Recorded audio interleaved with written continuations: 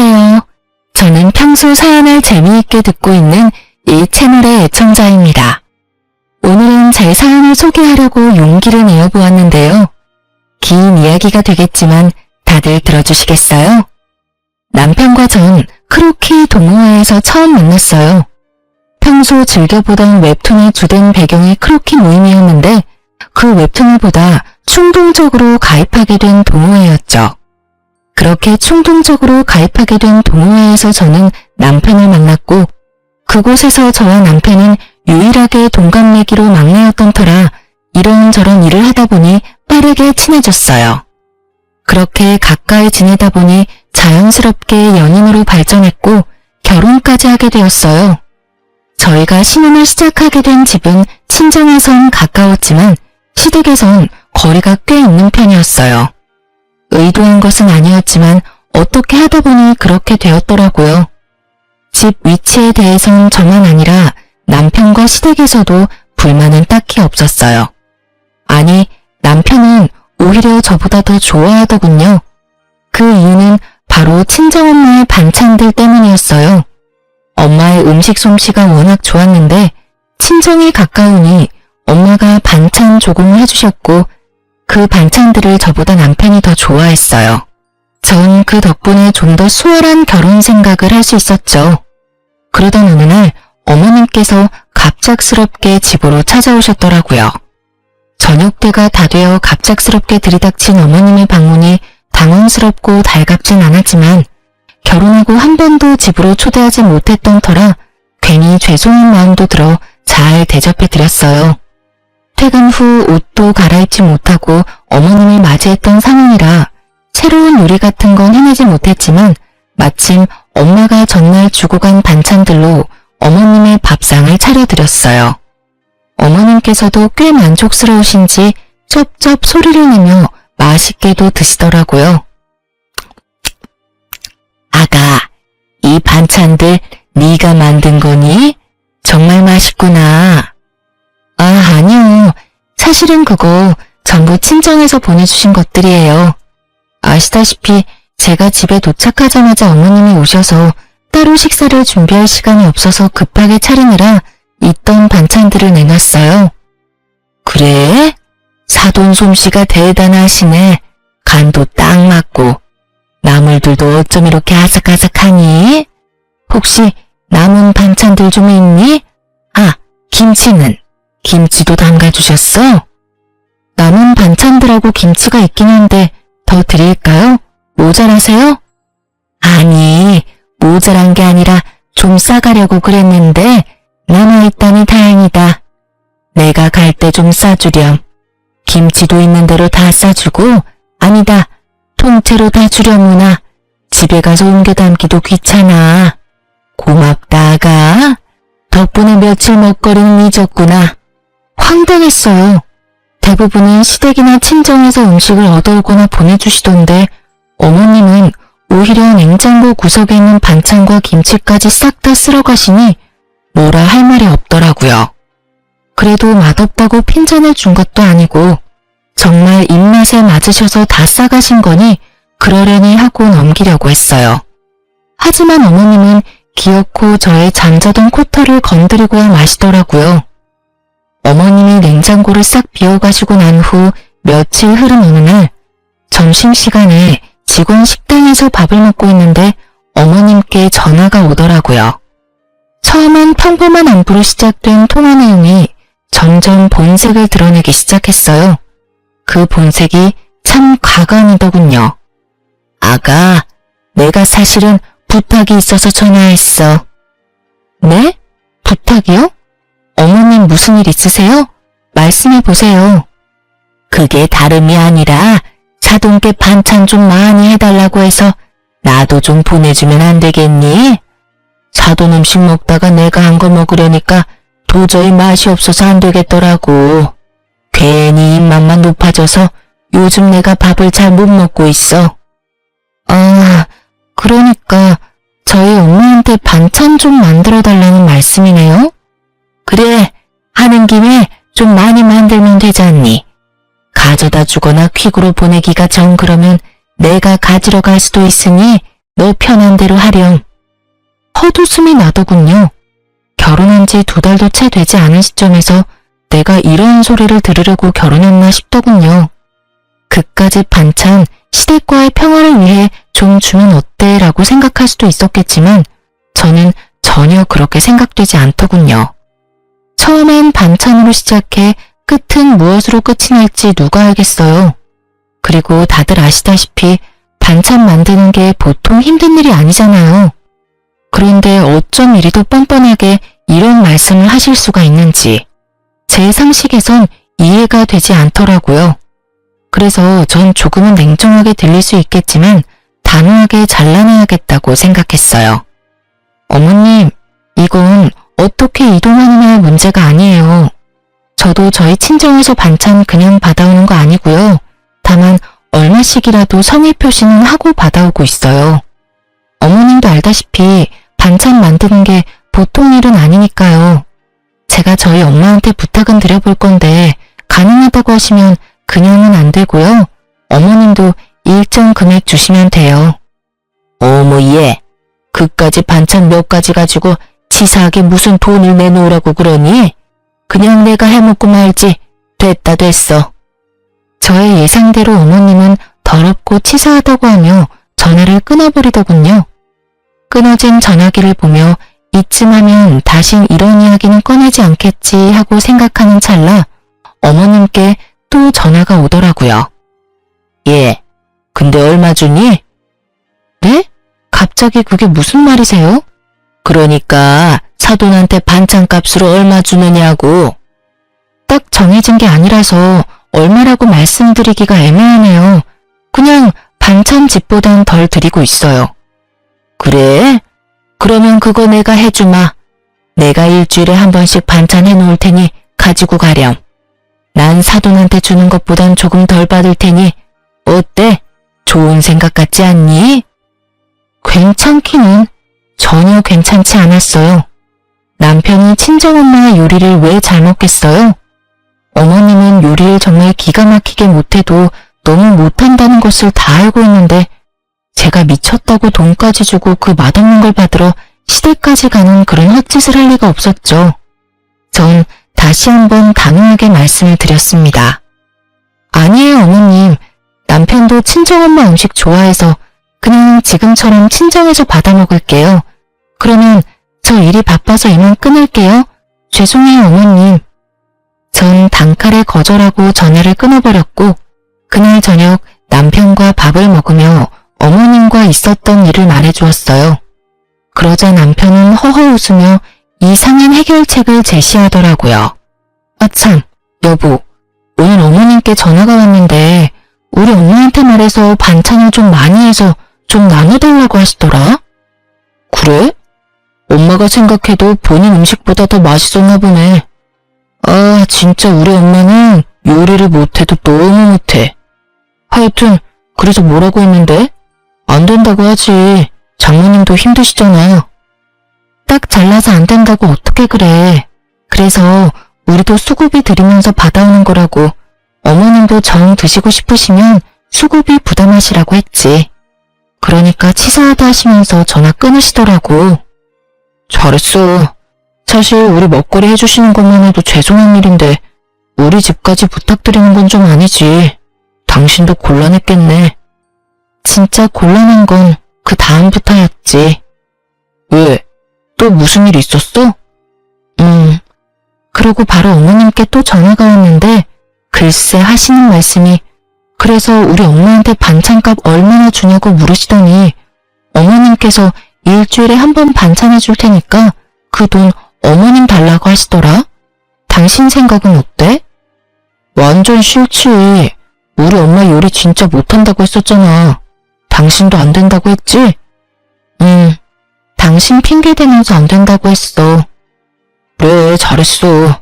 그나저나 엄마가 왜 그러시지?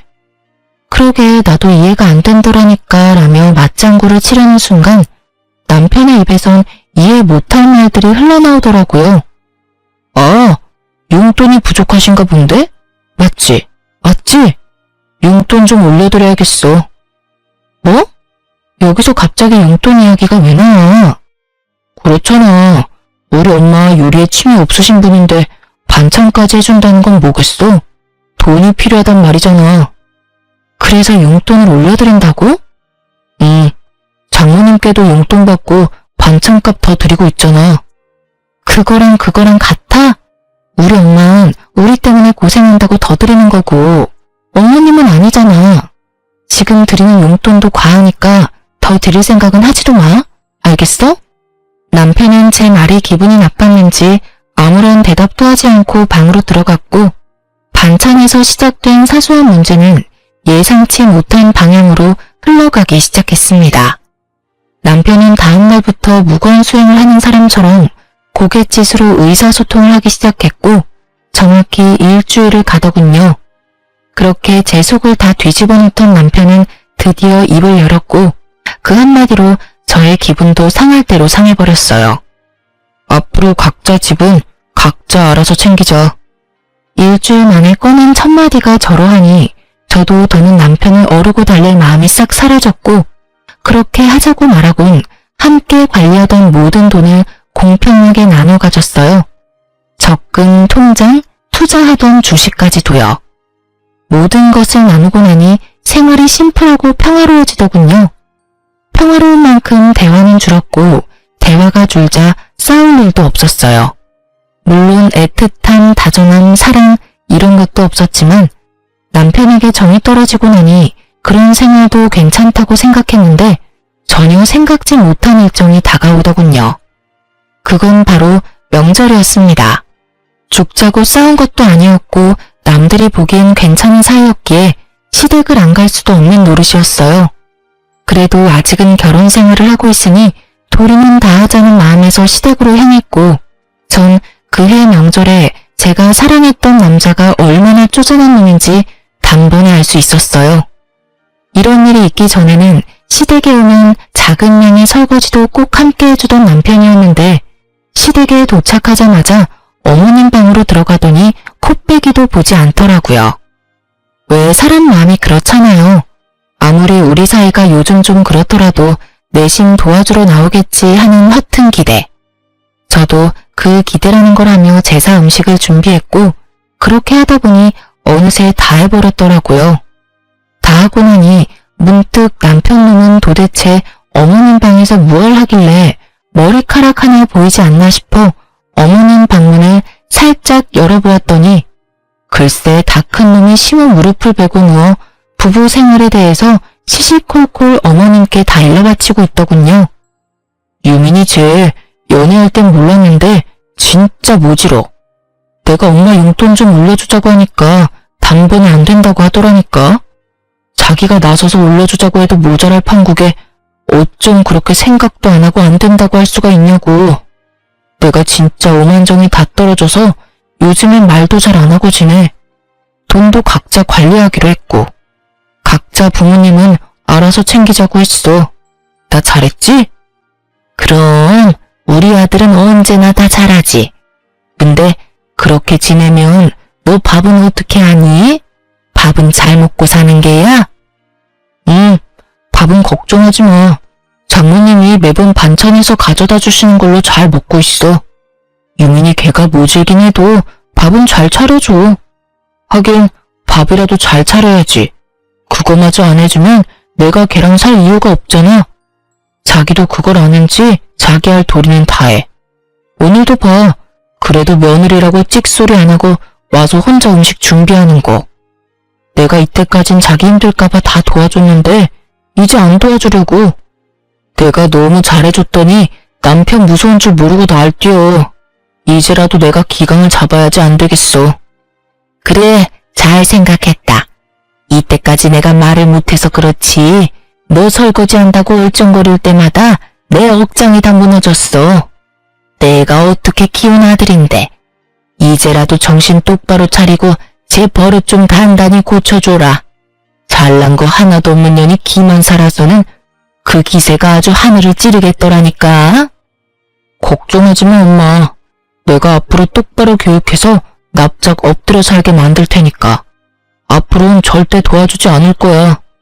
그래, 엄만 우리 아들만 믿으마.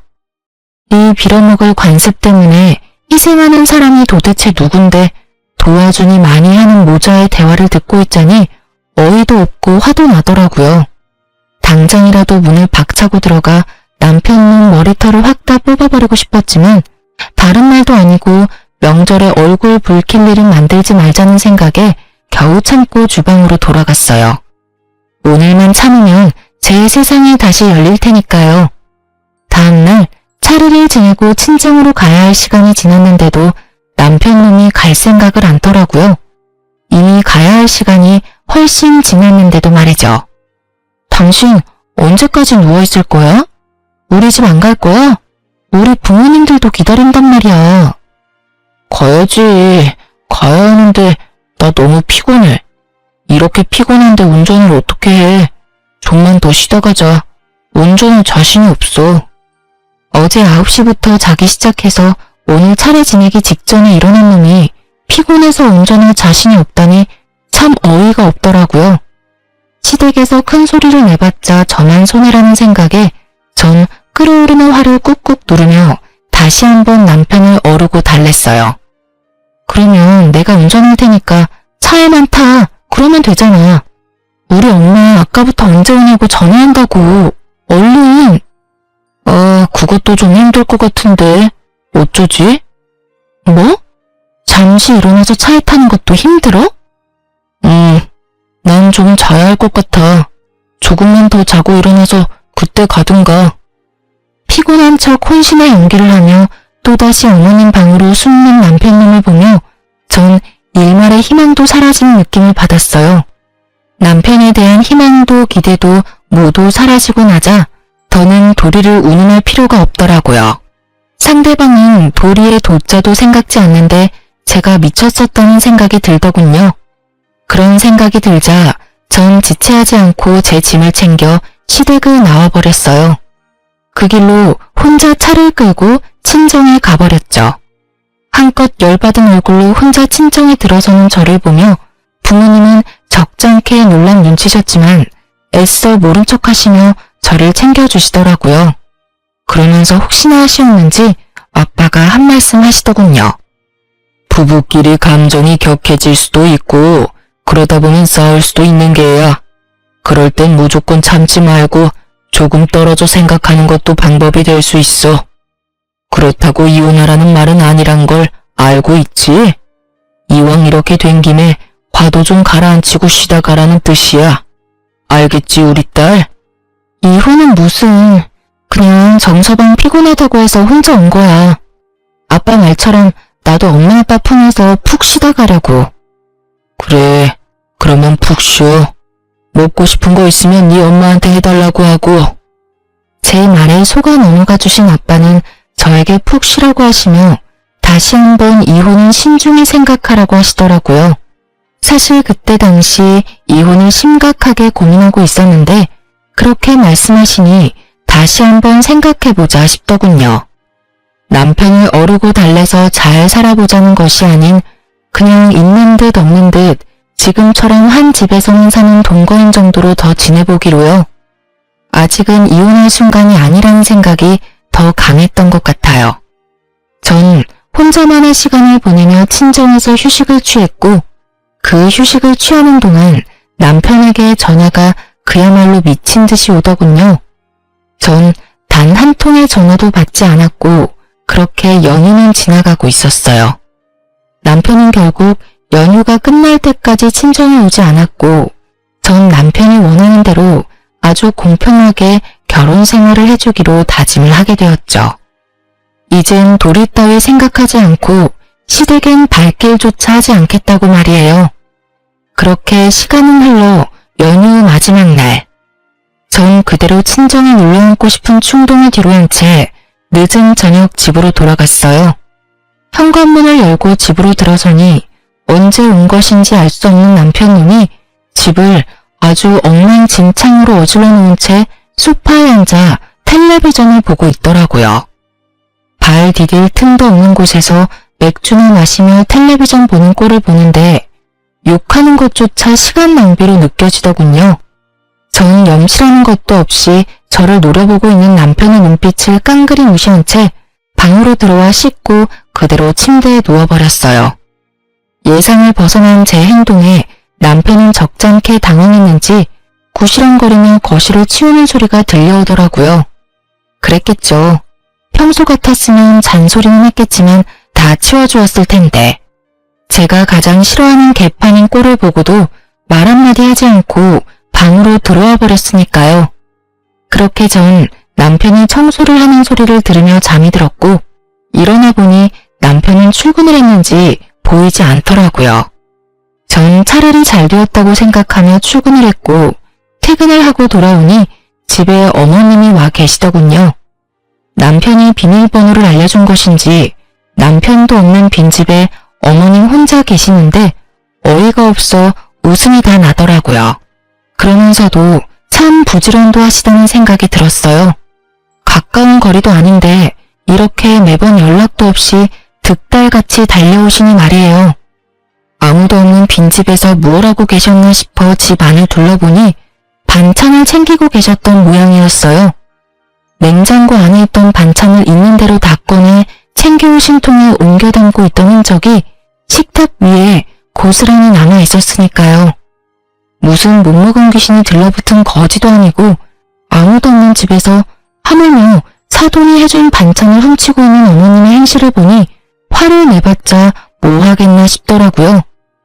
거기서 미주알 고주알 입씨름을 해봤자 똑같은 사람이 될 뿐이고 또 먹는 거로 치사하게 이랬니 저랬니 하고 싶지 않았어요.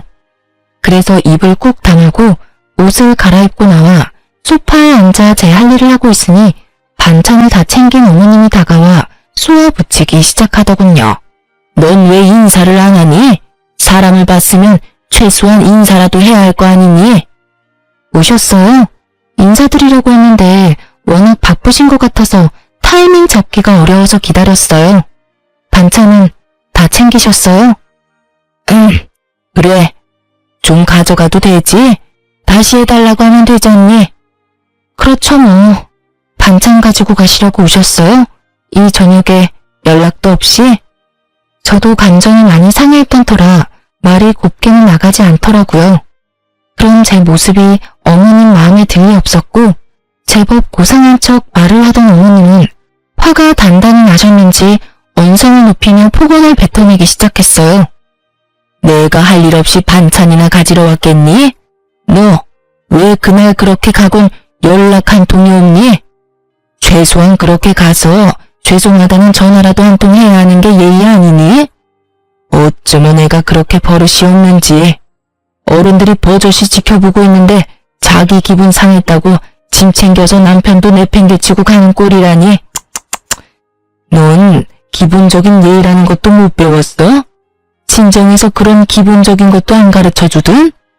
도대체 친정에서 뭘 배워서 시집 온 게야?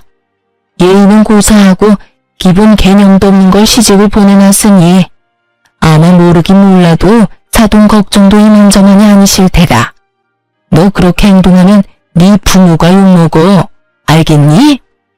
예의뿐 아니라 개념까지 없는 사람이 누군데 감히 친정을 들먹이며 윽박지르시는지 결국 전 폭발을 해버렸고 몸을 움직이기 시작했어요. 일단 시모가 정성스레 옮겨 담은 반찬들을 싹 다 다시 옮겨 담고 냉장고에 넣은 후 그 앞을 나가섰어요. 제 모습을 넋놓고 보고 있던 어머님은 저에게 다가가 노발대발하기 시작하더군요.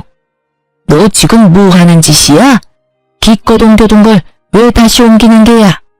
그리고 지금 이 행동은 또 뭐니? 네가 냉장고 앞을 막고 서 있으면 내가 못 가지고 갈 것 같아?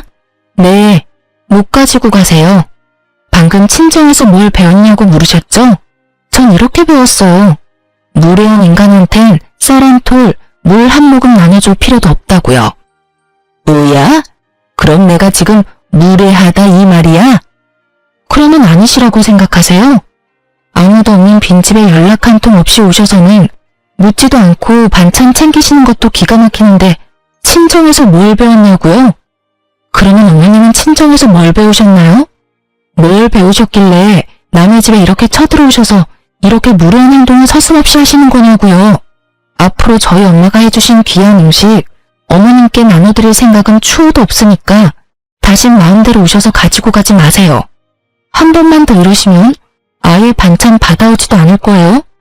물론 그렇게 되면 어머님 아들도 쫄쫄 굶고 살아야겠죠. 참고로 전 회사 생활하면서 주방 일까지 할 생각은 전혀 없거든요. 이 인연이 지금 뚫린 입이라고? 결국 어머님의 입에서 욕이 나오는 순간 짝 하는 마찰음과 함께 저의 뺨에 고통이 느껴졌어요. 화가 날 대로 난 심우가 제 뺨을 날린 거였어요. 뺨에서 선명한 고통이 느껴지며 이 인간 같지 않은 인간이랑 무슨 대화를 하겠다고 이러고 있나 하는 생각이 강하게 들더군요.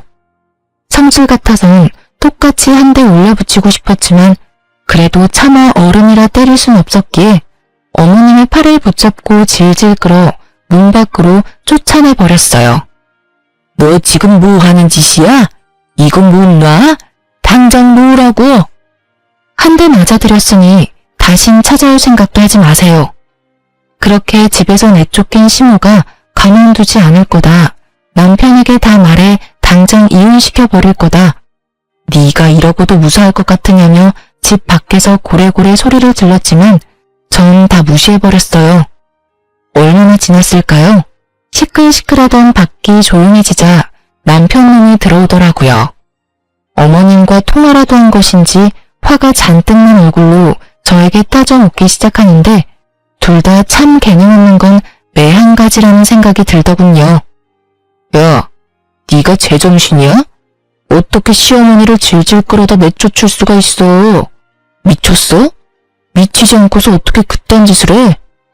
고래고래 소리를 지르는데 순간 어머님의 모습이 떠오르며 전 남편 뺨을 때려버렸어요. 순식간에 일어난 상황에 아무런 방어도 하지 못한 채 뺨을 맞아버린 남편은 어리둥절한 얼굴로 저를 바라보더라고요. 그렇게 볼 필요 없어. 들었는지 모르겠지만 내가 당신 엄마한테 한 대 맞았거든? 차마 어른은 때릴 수 없는 노릇이니 어쩌겠어. 아들인 당신이 대신 맞아줘야 하지 않겠어? 뭐라고? 그리고 앞으로는 두 번 다신 시댁에 발걸음하는 일 따윈 없을 테니 그런 줄 알아. 어머님이 이렇게 나오시는 이상 앞으로는 당신의 식구들하고 얼굴 맞대고 살 일은 없을 거란 말이니 똑똑히 기억해줬으면 좋겠어. 아참, 그리고 다시 한번 우리 집 비밀번호 어머님께 알려주는 날엔 당신도 이 집에서 쫓겨나는 건 물론이고 그날이 우리 이혼하는 날이 될 테니 알아서 잘 행동하길 바랄게. 제가 그렇게 말하자 남편은 절 경멸한다는 눈빛으로 쳐다보더라고요. 한때는 없으면 안 될 것처럼 사랑했던 사이였는데 어쩌다 이런 말과 이런 눈빛을 주고받는 사이가 되어버린 것인지 조금은 서글픈 생각마저 들더라고요.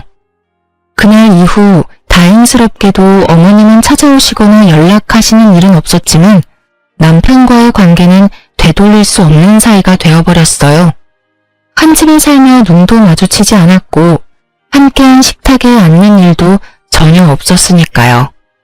물론 상황이 그렇게 되니 전 친정을, 남편은 시댁을 챙기는 생활이 더욱 당연해졌고 전 오히려 더 좋더라고요. 사실 친정에서 받는 도움이 많은데도 불구하고 친정만 챙기려니 아무래도 남편이나 시댁 눈치가 보였는데 이젠 그런 눈치 따윈 보지 않고 마음 편히 친정을 챙길 수 있게 되었으니까요.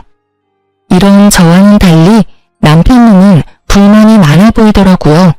뭐 자명한 일이었죠. 시댁의 크고 작은 행사에도 전혀 참여하지 않을 뿐 아니라 집안에서도 전 딱 제 몫의 것만 빨고 치우고 먹고 했으니까요.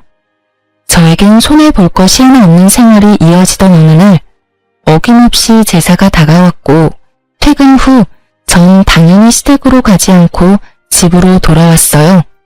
시댁에서 설마 하며 저를 기다리던 남편은 퇴근 시간이 지나도 제가 오지 않자 전화가 오기 시작했고 제가 무시를 하니 남편 대신 어머님에게서 전화가 오기 시작하더군요. 그마저도 무시하자 번갈아 가면서 전화가 오기 시작하는데 그 시간에 제사 준비나 하지 하는 생각이 들더라고요. 그렇게 끊기지 않고 울리는 전화기를 식탁에 올려두고 집안일을 하는데 친정 엄마가 집으로 오셨어요. 마침 근처에 볼 일이 있었는데 오신 김에 반찬을 두고 가려고 오셨다고 하시더라고요. 그렇게 바리바리 싸서 오신 엄마는 딸이 힘들까봐 차곡차곡 냉장고에 다 정리해서 넣어주시고 전 그런 엄마를 보는데 왜인지 눈물이 왈칵 쏟아져 급히 화장실로 들어가 마음을 진정시키고 나오던 그때였어요. 엄마가 제 휴대전화로 통화를 하고 계셨는데, 아니 정확히는 엄마는 아무 말도 하지 않으시고 듣고만 계셨고 상대방이 일방적으로 쏘아붙이기 시작하는데 굳이 묻지 않아도 누구인지 단번에 알 수 있겠더군요. 얼마나 소리를 질러대는지 그 목소리가 크게 울리고 있었으니까요. 심하는 전화를 받은 엄마가 당연히 저일 거란 착각을 하고 욕설을 내뱉기 시작했고 한 번 시작한 말은 굳이 엄마에게까지 알리고 싶지 않았던 사실을 알리고야 말았어요. 여보세요? 여보세요? 여보세요라는 말이 나오니 지금? 너 진짜 제정신이 아니구나. 어떻게 며느리가 돼서 한 집안의 제사를 무시할 수가 있어? 내가 이 나이 때까지 살면서 너같이 되먹지 못한 년은 보지를 못했다. 도대체 넌 뭘 믿고 이렇게 막 나가는 게야? 그때 한 대 맞은 걸로는 정신을 못 차리겠든? 아예 그 머리털을 다 뽑아놔야 정신을 차릴 것이야. 내가 당장 가서 그 머리털 다 뽑아놓기 전에 얼른 와서 제사 준비해. 정말 딱 이렇게 말하고선 전화를 끊어버리셨고 엄마는 큰 충격에 빠지셨죠. 딸이 시댁에서 이런 취급을 받고 있는 것도 기가 막히는데 맞았다는 사실까지 알게 되었으니 어떤 말을 꺼내야 할지도 막막하더라고요.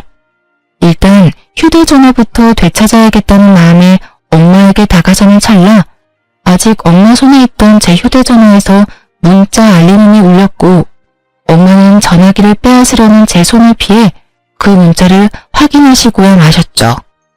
평소 귀찮아 잔금을 다 풀어놓은 것이 화근이었어요. 너 진짜 미쳤어? 당장 안 와? 아무리 요즘 우리가 남보다 못한 사이라고 해도 제삿날엔 도리는 다 해야 할 것 아니야. 지금이라도 늦지 않았어. 당장 기어와서 잘못했다고 싹싹 빌고 제사 준비해. 머리 조아리고 일이나 하란 말이야. 알겠어? 당장 와. 당장. 엄마의 분노에 기름을 들이붓는 문자에 제가 아무 말도 하지 못하고 우물쭈물하며 엄마 눈치를 살피고 있자 엄마는 저를 꼭 안아주시며 이렇게 말씀하셨습니다. 너 이혼해. 그렇게 말씀하시는 엄마의 몸이 떨리고 있더군요. 저는 이 떨림을 누구보다 잘 알고 있었어요. 엄마가 진짜 화가 나셨을 때의 떨림. 치를 떤다고들 하시죠? 딱 그 떨림이었어요. 네가 이때껏 이런 취급을 받으면서 왜 참고만 있었는지 엄마가 잘 알아. 아빠 때문이지? 아빠가 워낙 이혼 이런 거에 예민하잖아. 요즘 아빠 몸도 안 좋은데 나까지 보태기 싫었어. 이 미련한 거 사. 그렇다고 이걸 다 참고 있어? 너 이렇게 사는 거 알면 아빠 더 속상해. 엄마랑 아빠가 옛날 사람이라 이혼에 부정적인 건 맞지만 그렇다고 해서 이런 대우 받으면서 참고 살라는 말은 아니야. 그러니까 이혼해 당장. 아빠한테는 엄마가 알아서 말할 테니 걱정하지 말고. 알겠어. 그렇지 않아도 이혼하려고 생각은 하고 있었어. 그래, 그건 그렇고 이 새끼는 언제 집에 오니? 오면 그 면상 좀 보고 가야겠어. 내가 이때껏 해먹인 밥이 얼만데 감히 집까지 게 너한테 이따위 말을 해? 와서 일이나 하라고? 진짜 미친 게 누군데 누구한테 미쳤다고 하는 거야? 엄마, 진정해. 나한테 다 생각이 있으니까. 제발 나 믿고 오늘은 그냥 돌아가줘. 내가 정 안 되겠다 싶으면 엄마한테 말할 테니까. 제발, 응? 더는 엄마에게 못 볼 꼴을 보이고 싶지 않아 혼신의 힘을 다해 엄마를 설득했고 엄마는 저의 간절한 부탁에 겨우 진정하시고 집으로 돌아가셨어요. 그렇게 혼자가 된 저는 남편에게 온 문자를 읽고 또 읽었어요. 그렇게 뇌리에도 그 문자가 박힐 때쯤 남편과 어머님이 집으로 들어오시더군요. 얼마나 화가 났는지 쿵쿵거리는 발걸음이 너무 커 머리가 다 울릴 지경이었어요. 그렇게 쿵쿵거리며 저희 앞에 선 두 사람은 저를 노려보았고 처음 입을 뗀 건 어머님이셨어요. 난 너 같은 며느리 필요 없으니 당장 짐 싸서 이 집에서 나가거라. 지금 당장 짐 싸. 지금 저보고 나가라고 하셨어요? 그래. 당장 이 집에서도 나가고 서류 준비되는 대로 보낼 테니 이혼도 해. 내가 이혼만큼은 아닌 것 같아서 참고 또 참았는데 도저히 안 되겠구나. 아주 시댁을 우습게 보고 있어 이게. 생각 같아선 그 머리털을 다 뽑아놓고 싶은데 이제 가족도 뭣도 아닌데 굳이 힘 빼서 뭐 하나 싶어서 참고 있으니 얼른 내 눈앞에서 사라지거라. 꼴도 보기 싫으니까. 착각은 자유라더니 전 엄청난 착각을 하는 아줌마에게 사실을 말해주었어요. 저기요, 이 집에서 나갈 사람은 제가 아니라 그쪽이랑 그쪽 아들이에요. 저기요? 그쪽? 네, 이혼할 마당에 제가 어머님하고 불러드릴 이유가 없잖아요. 그리고 저도 꼴도 보기 싫어서 그러는데 좀 나가주실래요? 얘가 아까부터 무슨 쉰 소리를 하는 게야? 우리가 여기서 왜 나가니? 여긴 우리 아들 집인데. 너 정말 머리가 어떻게 된 거 아니니? 정신 차려 얘. 정신은 그쪽이 차려야 할 것 같은데요. 여기 그쪽 아들 집 아니라 제 집이에요. 결혼할 때 그쪽 아들 능력이 워낙 출중해서 집 살 능력이 안 되더라고요. 그래서 제가 집 해오고 그쪽 아들이 혼수 채워서 들어왔어요. 그렇게 잘난 아드님이 아무 말도 안 하던가요? 그렇게 가만 서 있지 말고 말 좀 해봐. 이 집 내 집이라고 말이야. 그렇습니다. 집은 제가 샀고 그랬기에 그 명의 역시 저의 명의였어요. 남편과 결혼할 당시 남편보다 제가 모은 돈이 훨씬 많았고 전 그런 건 중요하게 생각하지 않아 제가 집을 사고 남편이 혼수를 채웠던 것이었어요. 물론 대출금이 있었던 터라 남편과 함께 갚으며 대출금을 반틈 이상을 갚게 되면 공동명의로 바꾸기로 했었는데 남편님은 딱 2달 대출을 함께 갚고 돈 관리를 알아서 했으니 집에 대한 어떤 권한도 없었죠. 이러한 사실을 전혀 알지 못하고 기고만장한 어머님의 기세를 눌러주곤 남편을 바라봤어요. 방금 전까진 저를 가만두지 않겠다는 기세로 보던 눈빛도 많이 유해졌더라고요. 분위기가 심상치 않음을 느꼈던 거겠죠. 그게 엄마, 이 집 저 사람 명의야. 내가 결혼할 때 모은 돈이 얼마 없어서 집은 저 사람이 장만하고 가정가구를 내가 마련했어. 그러니까 내가 흥분하지 말고 차분히 말하라고 했잖아. 엄마는 괜히 나서서는 일을 이렇게 만들어? 너 지금 그걸 말이라고 해? 그리고 모은 돈은 왜 없어? 꼬박꼬박 적금 들고 있다고 하지 않았어? 아, 됐어. 이제 와서 그런 게 뭐가 중요하겠니? 어찌 되었든 이혼해.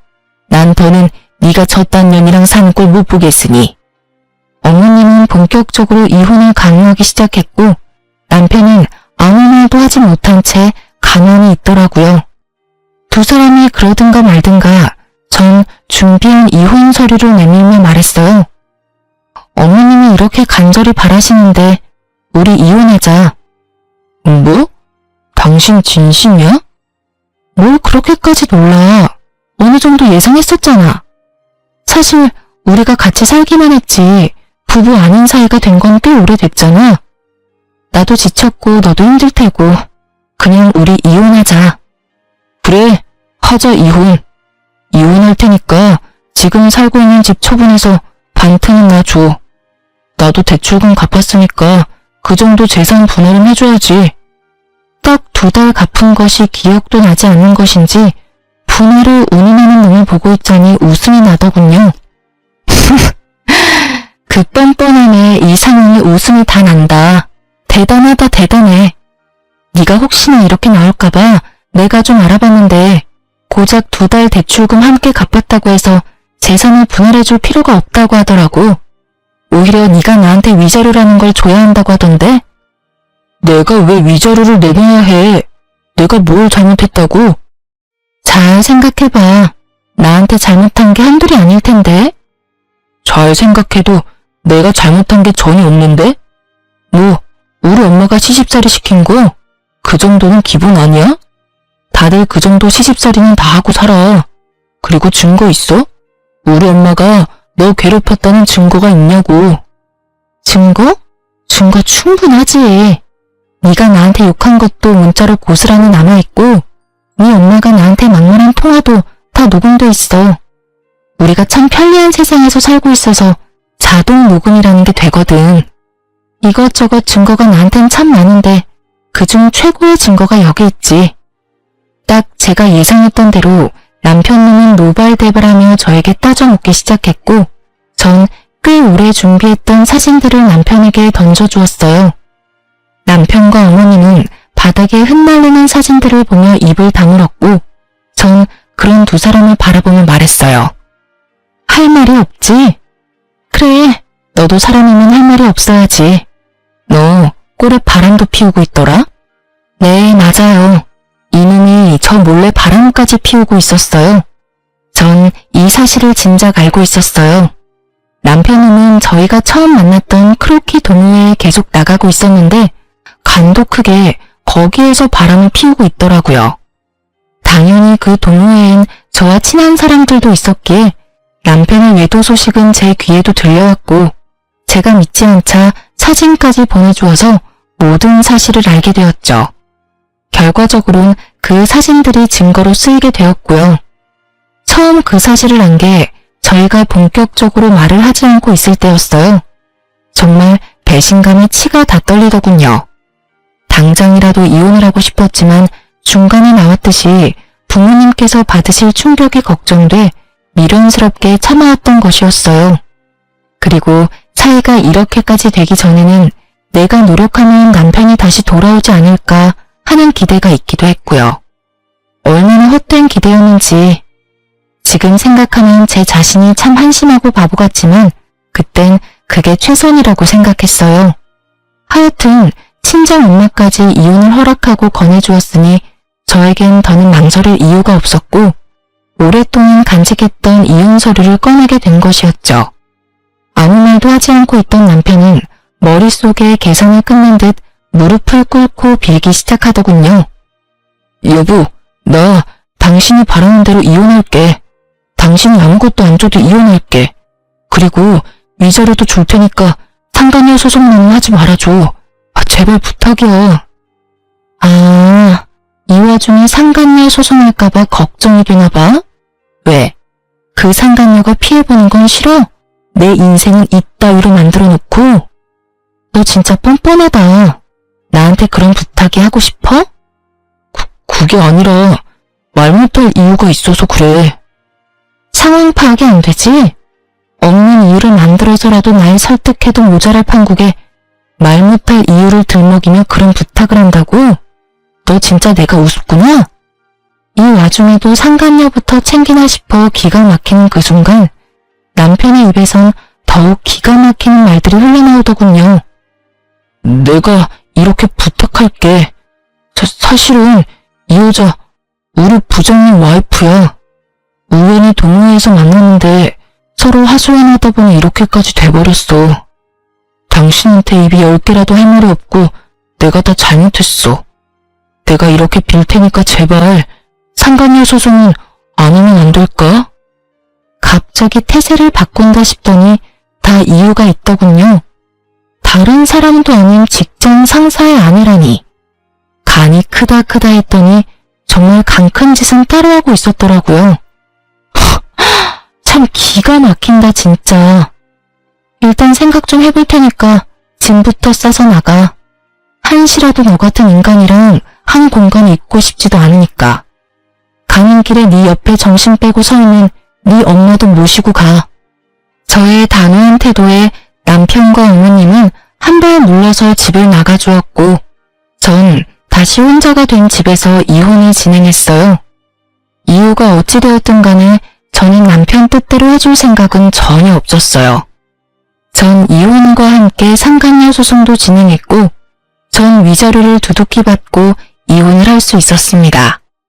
이혼 소식과 함께 이혼 사유가 전 남편 회사에 소문나는 것은 시간 문제였어요. 쉬쉬한다고 그런 사실이 어디 숨겨지던가요? 수군거리기 딱 좋은 가십거리는 어떤 말보다 빠르게 퍼져나갔죠. 결혼 전부터 친하게 지내서 언니 동생 사이가 된 전 남편 회사 동료에게 들은 바로는 전 남편은 회사를 그만뒀다고 하더군요. 회사 동료들의 눈초리도 힘들었지만 상간녀 남편이 아끼는 핀잔에 결국 버티지 못하고 사표를 냈다고요. 아, 당연히 상간녀도 이혼을 당했고 오갈 데가 없어진 상간녀가 전 시댁으로 짐을 싸들고 들어갔다고 하더라고요. 하지만 오래 버티진 못했다고 했어요. 다들 아시다시피 전 시무의 개념 없는 시집살이에 오만 정이 떨어진 상간녀는 전 시무 머리채까지 잡으며 한바탕 해치우고 나갔다는 말을 듣는데 참 통쾌하더라고요. 그렇게 머리채를 잡고 싶어 하더니 결국 새 며느리한테 머리채를 잡혔잖아요. 하여튼 그 여자와 전 남편이 법적 부부가 된 건 아니라 헤어졌다고 이혼을 한 건 아니었지만 전 시무 덕분에 사실상 2번의 이혼을 경험하게 된 전 남편은 취업이 되자마자 전 시무의 연을 끊고 나갔다고 해요. 그러면서 하는 말이 저를 더 통쾌하게 하더군요.